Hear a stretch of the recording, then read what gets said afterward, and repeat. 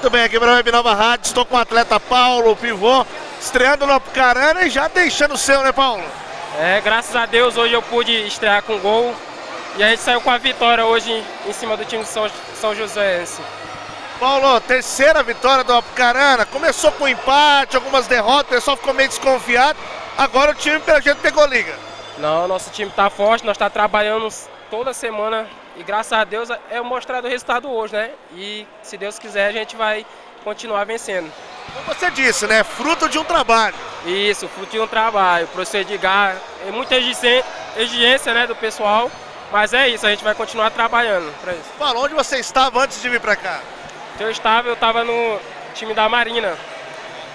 Primeira vez joga aqui no norte do Paraná? Isso, primeira vez jogando aqui. A torcida incrível aí, hoje foi bom. E deu sorte. Deu sorte, graças a Deus, né? Paulo, sucesso aqui no Apucarana. Obrigado, obrigado.